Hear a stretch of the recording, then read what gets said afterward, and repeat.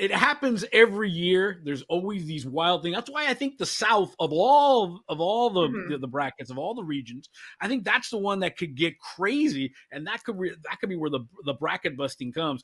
I just look at the odds. I mean, if you look at BetMGM, UC San Diego, right? They are plus 375 to get to the Sweet 16. You would think it would be a lot more, right?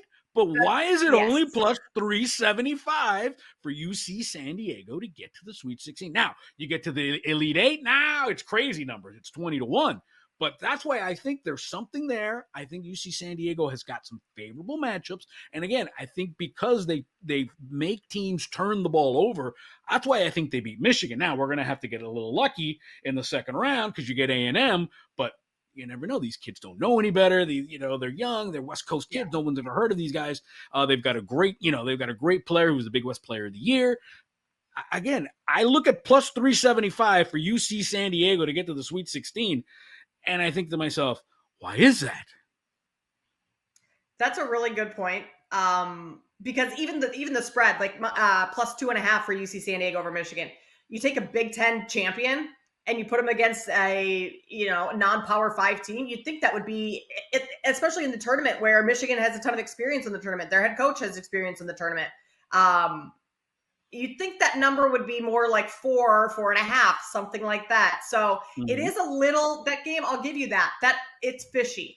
I more so am just going against the public here because it's so everyone is, and their mother is talking about UC San Diego. My husband even called me last night. He's not on this trip with us because he couldn't get off work.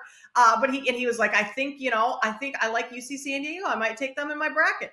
And I'm like, oh, everyone and their mother's talking about this, so I got to go the other way. But to your point of the turnovers, like how many extra possessions can they steal from Michigan?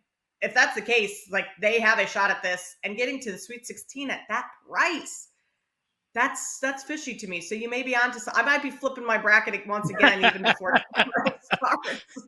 Well, we'd love to hear what you how many times I flip my bracket around. That's what we need to be betting on. That's when you have I don't know.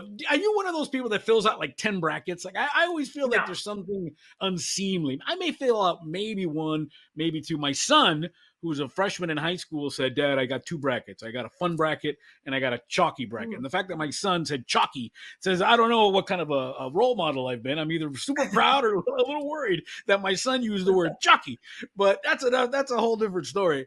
But again, I think San Diego and another aspect of it, and maybe now we're really overthinking, these games are in Denver. So the elevation, is that going to help or hurt San Diego? Is that going to help or hurt Michigan?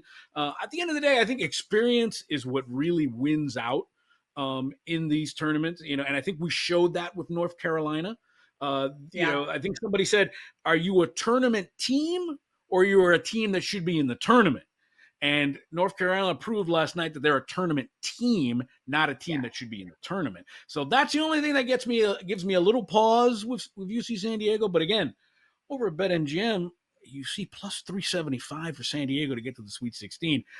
Fishy, fishy, fishy stuff.